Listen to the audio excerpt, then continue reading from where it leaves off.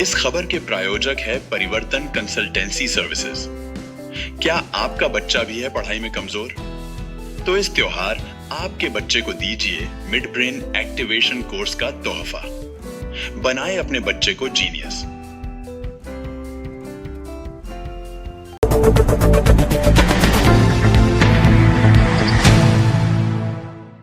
मध्य प्रदेश के शाजापुर जिले के बेरछा नगर के पास स्थित एक धार्मिक स्थल ने आज अपनी शांति और पवित्रता से लोगों का ध्यान आकर्षित किया है। यह स्थान, जो बेरछा नगर से लगभग 2 किलोमीटर की दूरी पर स्थित है, यह स्थान गुर्जर समाज के लोगों के लिए धार्मिक आस्था का केंद्र है। यह धार्मिक स्थल गुर्जर समाज के लिए विशेष महत्व रखता है। यहाँ प्रतिवर्ष सैकड़ों की संख्या में श्रद्धालु आते हैं और अपनी आस्था को प्रकट करते हैं। इस स्थान की विशेषता यह है कि यहाँ हमेशा शांतिपूर्ण माहौल बना रहता है। यह स्थान हमारी आस्था का प्रतीक है। यहाँ आकर मन को शांति मिलती है और हम सभी यहाँ एकत्रित होकर अपनी धार्मिक मान्यताओं का पालन करते हैं। गुर्जर समाज के इस धार्मिक स्थल पर प्रतिवर्ष विशेष पूजा अर्चना का आयोजन किया जाता है, जिसमें समाज के सभी वर्गों के लोग एकत्रित होते हैं। इस स्थान का शांतिपूर्ण माहौल संपूर्ण शाजापुर क्षेत्र के लिए प्रेरणा स्रोत है। शाजापुर जिले का यह धार्मिक स्थल न केवल गुर्जर समाज के लिए बल्कि पूरे क्षेत्र के लिए एक पवित्र और शांतिपूर्ण स्थल के रूप में जाना जाता है।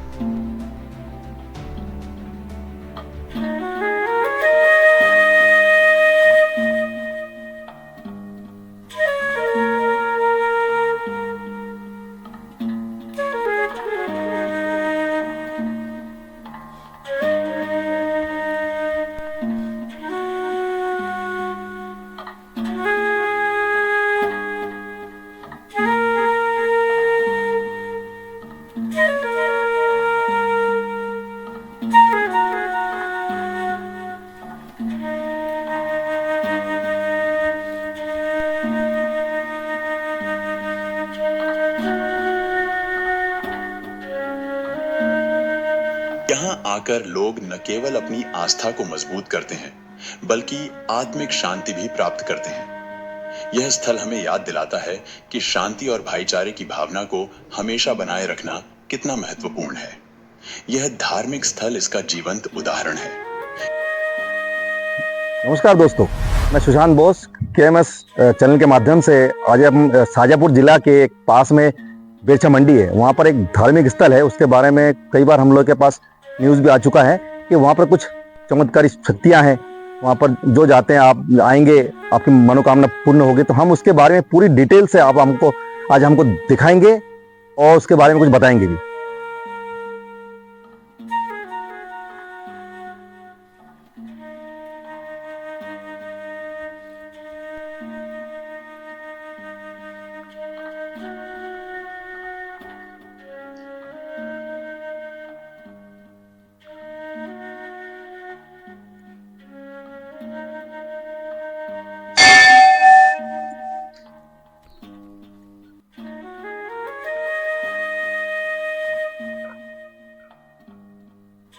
बड़ा ही शांत यहाँ का वातावरण है।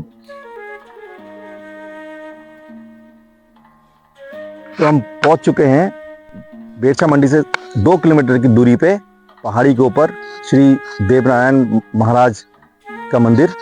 और यहाँ पर हम आज कुछ श्रद्धालुओं से भी बात करेंगे और इस मंदिर के बारे में और यहाँ के कुछ चमत्कारी शक्तियाँ जो हमने पहले सुन चुके हैं उसके बारे में भी हम आपको बताएंगे। और यहाँ का मौसम आज बहुत ही रमणीय है और आसमान में बादल और आसपास हरियाली, ठीक है, और बहुत ही शांत वातावरण है। मतलब आपको यहाँ आकर पूरा मन आपका मोह लेगा, मतलब आपको एक अंदर से शांति का अनुभव होगा। तो आइए हम आपको दिखाते हैं इस मंदिर के बारे में। कुछ श्रद्धालुओं से भी आज बात करेंगे। तो हमारे आज कुछ श्रद्धालु आए हुए हैं यहाँ पे, तो मैं आपको दिखाता हूँ, उनसे कुछ बात करता हूँ।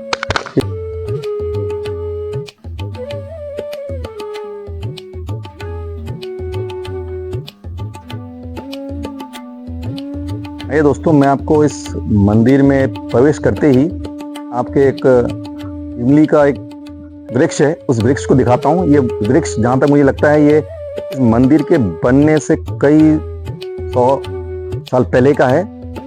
तो इसकी जो बनावट है वो कुछ चमत्कारी है, तो मैं आपको दिखाता हूँ, देखिए।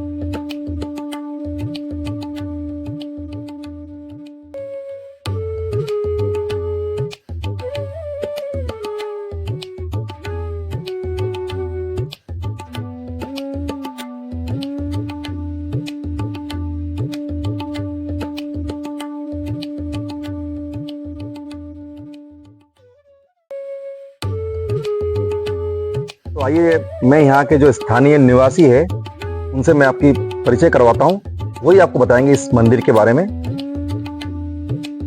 नमस्कार दोस्तों, मेरा नाम नटवर पारस है। मैं इसी गांव से हूं। आज मैं यहाँ पे भगवान श्री देवनारायण मंदिर के बारे में, जो यहाँ पे कुछ न्यूज़ चैनल वाले आए हैं, इनको मंदिर के बारे में सारी ये बातें मुझसे पूछे, मैं इनको यहाँ पे रूबरू कराऊंगा कि मंदिर की क्या विशेषताएं हैं और यहाँ किस भगवान का मंदिर है और यहाँ के क्या चमत्कार है। बताएं नटवर जी इस मंदिर के बारे में कुछ हमें। ये जो मंदिर है ये भगवान श्री देवनारायण जी का मंदिर है और यहाँ की विशेषताएं बहुत सारी है, बहुत सारे चमत्कार हैं। कई सालों से, मेरी तो इतनी उम्र भी नहीं है जितने इस मंदिर को हो चुका है। अच्छा। लेकिन यहाँ के जो श्रद्धालु जो आते हैं, हाँ। उन्होंने कई यहाँ के मंदिर के चमत्कार मुझे बताए हैं। मैं चमत्कार बताने से पहले आपको मंदिर में जो मूर्ति स्थापना है, जो यहाँ पे आर्टिफिशियल बनाए गए हैं पेंटर्स द्वारा, और यहाँ के श्रद्धालुओं की भक्ति के द्वारा जो निर्माण करवाए गए, मैं उनके बारे में आपको बताता हूँ। तो सबसे पहले तो आपको बताना चाहूंगा, यहाँ पर एक कमल के फूल में भगवान श्री देवनारायण जी का अवतार हुआ था। संवत 968 माह सुदी छठ को जन्म लिया था भगवान श्री देवनारायण ने कमल के फूल में। हाँ। और यहाँ पर जो आप देख रहे हैं,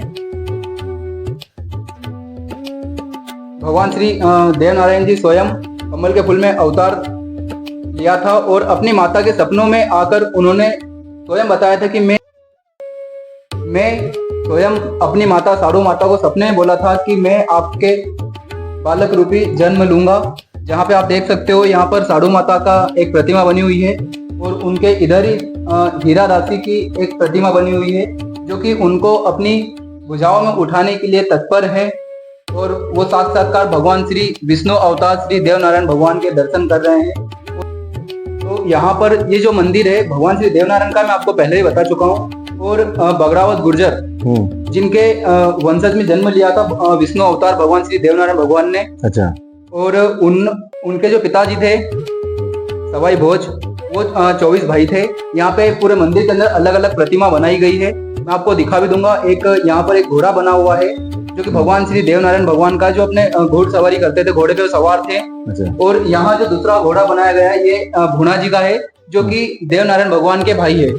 और यहाँ पे उनके साइड में एक छोचू भाट जी की एक छोटी प्रतिमा बनाई गई है, जो कि ये उनका सारा हिसाब किताब और उनके पारिवारिक जो भी थे उनके हिसाब किताब ये रखते थे, उनकी प्रतिमा उनकी यहाँ पे लगाई गई है। ये भगवान श्री देवनारायण जी की प्रतिमा है, जो कि घोड़े पे असवार है और इनको लीलाधर भी बोलते हैं। इनके कई नाम हैं। यहाँ भगवान देवनारायण जी के जीवन को चित्र के माध्यम से दर्शाया गया है। वैसे कथा युद्ध के मैदान के पास एक पहाड़ी पर साड़ू माता के कठोर तप से शुरू होती है। 11 दिनों के बाद जब राणा द्वारा साड़ू माता के सम्मान और जीवन को खतरा होने वाला होता है, तो वह भगवान को पुकारती है, जिन्होंने उसके पुत्र के रूप में जन्म लेने का वादा किया था। देवनारायण, जो उस समय राजा बसाक के साथ पासा खेल रहे होते हैं, पानी की एक धारा पर चढ़ जाते हैं, जो उस चट्टान को चीर देती है जिस पर साड़ू माता बैठी होती है।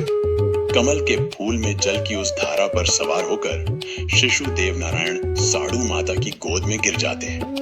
राणा द्वारा धमकाए जाने पर साड़ू माता मालवा में अपने मायके जाने का निर्णय लेती है। देवनारायण अपना बचपन वहीं बिना किसी पिछली घटनाओं की जानकारी के बिताते हैं। 11 वर्ष के बाद एक दिन चोचू भाट 24 बागरावत भाइयों के कवि और वंशावली विशेषज्ञ देवनारायण की खोज में मालवा आते हैं। साड़ू माता, जो उनके इरादों को जानती है, उन्हें जहर देकर मारने की कोशिश करती है, लेकिन देवनारायण उन्हें पुनर्जीवित कर देते हैं। फिर चोचू भाट उन्हें बागरावतों और राणा के बीच हुए युद्ध की सूचना देता है। तब देवनारायण अपनी मां की इच्छा के विरुद्ध अपने पिता की पैतृक भूमि पर लौटने और राणा से बदला लेने का निर्णय लेते हैं। भीलवाड़ा और अपनी राजधानी कौसला खेड़ा लौटते समय देवनारायण 3 राजकुमारियों से विवाह करते हैं। लौटते समय देवनारायण अपने 4 चचेरे भाइयों से भी मिलते हैं जो एक दूसरे के अस्तित्व से अनजान थे। तीनों भाई बड़े हो रहे थे, लेकिन जब चचेरे भाइयों को अपनी असली उत्पत्ति का पता चलता है तो वे राणा के खिलाफ हमला करने के लिए देवनारायण के साथ मिल जाते हैं। अंतिम मुठभेड़ होने से पहले देवनारायण राणा की फसलों को नष्ट करने के लिए शाही खेतों में अपनी 9,80,000 गायों और भैंसों के झुंड को छोड़ देता है। अंत में चचेरे भाई भागने की कोशिश कर रहे राणा को पकड़ लेते हैं। देवनारायण के धनुष की डोरी से उसका सिर धड़ से अलग कर दिया जाता है। लेकिन जब देवनारायण देखता है कि भूणा जी अपने पालक पिता की मृत्यु से दुखी हैं, तो वह राणा को पुनर्जीवित करता है। तब चोचू भाट राणा के पेट से बाघरावतों का बदला निकाल लेता है। इसके बाद देवनारायण पुनर्जीवित राणा को उदयपुर शहर की स्थापना करने का निर्देश देते हैं।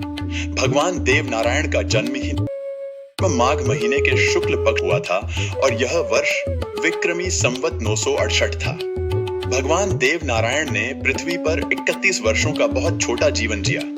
वे विक्रमी संवत 999 में बैसाख महीने के शुक्ल पक्ष की अक्षय तृतीया को बैकुंठ धाम गए। यह वह समय था जब सम्राट महेंद्रपाल ने अपने विशाल साम्राज्य को अपने 2 बेटों के बीच बांट दिया और गुर्जर चौहान, गुर्जर परमार, गुर्जर चंडीला आदि जैसे गुर्जर सामंतों की वफादारी बंट गई। देवनारायण भगवान द्वारा राणा से बदला लेने के बाद बैकुंठ प्रस्थान करने का निर्णय ले लेते हैं, लेकिन उनकी रानी पीपलदे उनसे निवेदन करती है कि वह उसे निःसंतान न छोड़े। उनकी एक लड़की बिली और एक लड़का बिला पैदा होते हैं। बिली को अपने पिता की दिव्यता का एहसास जल्दी हो जाता है, लेकिन बिला जिद्दी होने से अपने पिता के पराक्रम को देर से स्वीकार करता है। किंवदंती तो कुछ इस तरह भी है। एक बार की बात है, क्योंकि बाघ रावत का सर बाघ का था और नीचे का धड़ मनुष्य का होने के कारण बच्चे डरते थे, इसलिए उनके रहने की व्यवस्था बाग में कर दी थी। नगर में पेड़ पर झूला झूलना आम बात थी, जिसके चलते वहां लड़कियां भी झूला झूलने आती थी। खेल खेल में ही बाघ रावत का लड़कियों के साथ फेरे लेने से उनकी जाने अनजाने में ही शादी हो गई थी। यह बात जब लड़कियों के माता पिता को पता चली तो परंपरागत लड़कियों की शादी बाघ रावत से हो गई। मानकर उन सभी को बाघ रावत के साथ ही छोड़ दिया। सभी रानियों से बाघ रावत के 24 पुत्र हुए, जिनमें सवाई भोज, तेजाजी, सेजाजी इत्यादि शामिल थे। किंवदंती है कि एक बार राणा के विवाह में दूल्हे के हाथ तोरण तक नहीं पहुंच पाने के कारण सवाई भोज ने मदद के तौर पर तोरण मार दिया, जिस पर रानी जयमती ने हटकर ली की जिसने तोरण मारा है विवाह भी उसी से होगा। इसके बाद समझा बुझाकर रानी जयमती को राणा के साथ यह बोलकर भेज दिया कि सवाई भोज बाद में आएंगे, क्योंकि रानी जयमती ने प्रतिज्ञा ले ली थी कि जब तक सवाई भोज नहीं आते उनके कक्ष में कोई भी प्रवेश नहीं करेगा। अब राणा ने बहुत समझाने का विफल प्रयास किया। अंत में रानी जयमती लगातार पत्र के माध्यम से सवाई भोज को बुलावा भेजे जा रही थी, लेकिन वह राणा की मित्रता के चलते टाल रहे थे। लेकिन इस बार रानी ने लिखा कि यदि निश्चित अवधि तक आप नहीं आए तो रानी जयमती अपने प्राण त्याग देगी। इस पर सवाई भोज को मजबूरी में रानी को लेने जाना पड़ा, जिस पर राणा को क्रोध आ गया और एक भयंकर युद्ध हुआ। रानी जयमती, जो कि माता भवानी का स्वरूप थी, उन्होंने सभी 24 भाइयों का सर काटकर देने का वचन मांग लिया था, जिसके परिणाम स्वरूप सवाई भोज के सहित सभी भाइयों ने अपना अपना मस्तक स्वयं काट कर भेंट कर मां भवानी को दिया। कहा जाता है कि सवाई भोज के कटे मस्तक के धड़ ने भी शत्रुओं के प्राण लिए थे। अंत में सभी 24 रानियां सती होने लगी। जब माता साड़ू, जो कि सवाई भोज की ब्याहता थी, वह भी सती होने गई। तब उनके सती होने पर आकाशवाणी हुई,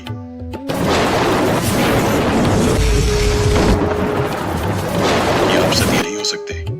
आपके घर स्वयं नारायण जन्म लेने वाले हैं, जो कि कमल पुष्प के माध्यम से आपको प्राप्त होंगे। इसके बाद राणा से बचते हुए माता साड़ू चली गई।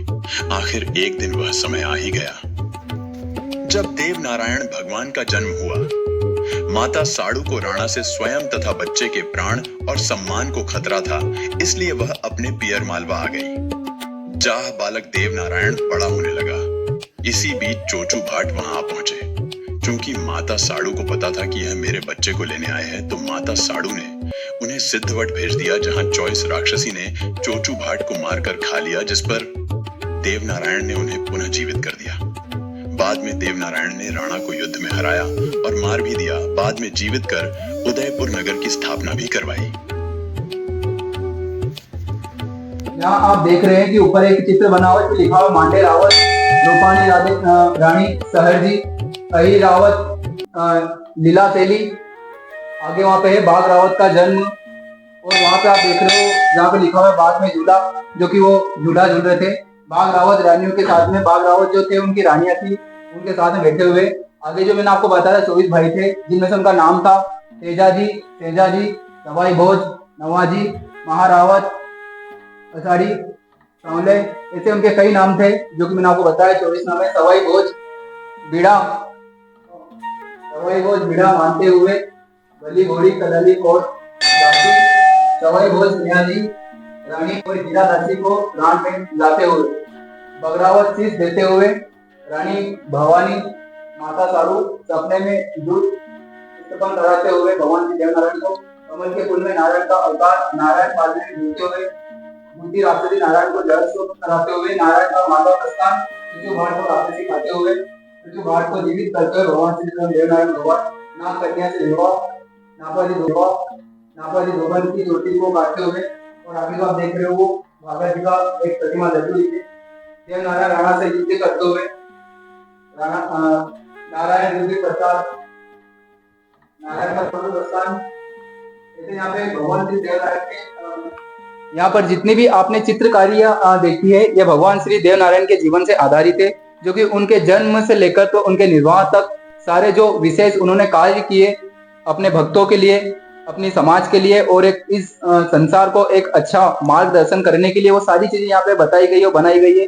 और यहाँ पे जितने भी श्रद्धालु आते हैं वो बिना किसी से बोले, बिना किसी से पूछे ये चीजें देखने बाद वो सारी चीजें समझ जाते हैं कि इस मंदिर की और भगवान स्वयं देवनारायण किस रूप में आज भी सबके दिलों में और सबके हृदय में वास करते हैं।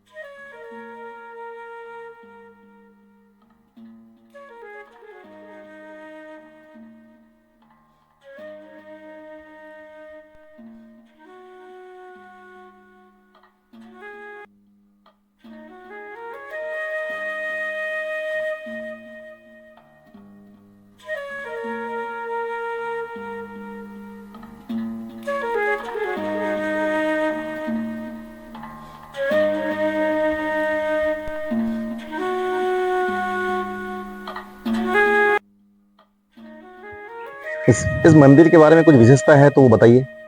भगवान श्री देवनारायण भगवान के मंदिर की विशेषताएं बहुत है। सारे श्रद्धालु यहाँ पे अलग अलग जैसे मन्नत रखते हैं, उनकी मन्नत पूरी भगवान समय पे करते हैं।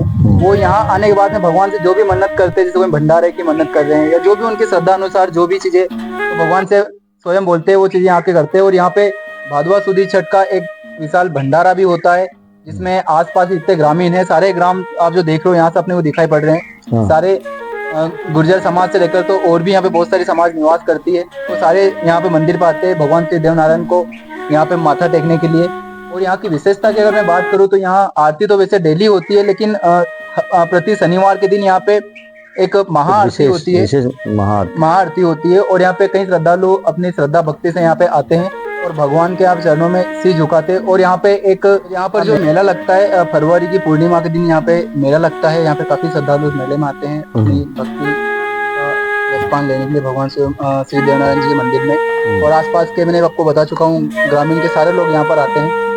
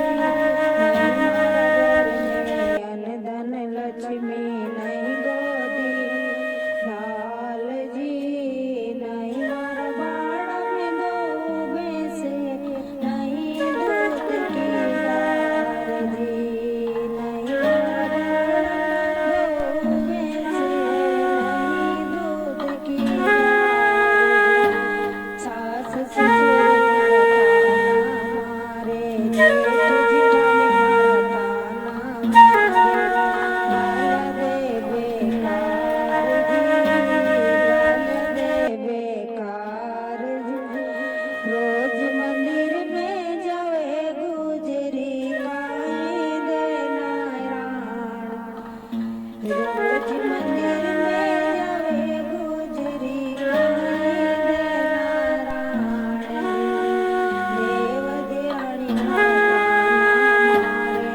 नणद मारे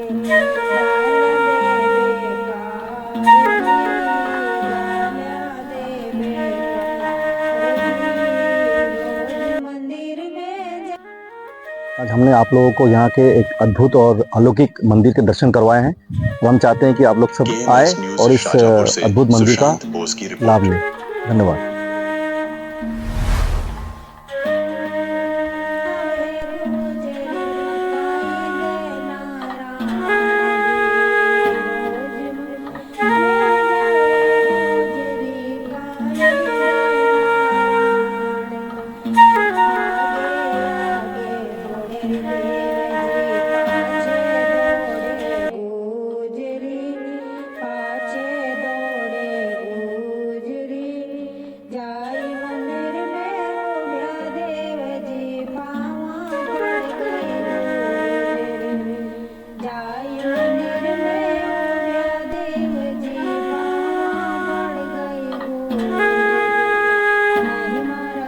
इस खबर में बस इतना ही। आपको यह खबर कैसी लगी कृपया हमें कमेंट बॉक्स में लिखकर बताएं और अगर आपको हमारा प्रयास पसंद आया तो कृपया लाइक करें और यदि आपने अभी तक हमारे चैनल को सब्सक्राइब नहीं किया है तो कृपया चैनल को सब्सक्राइब करें।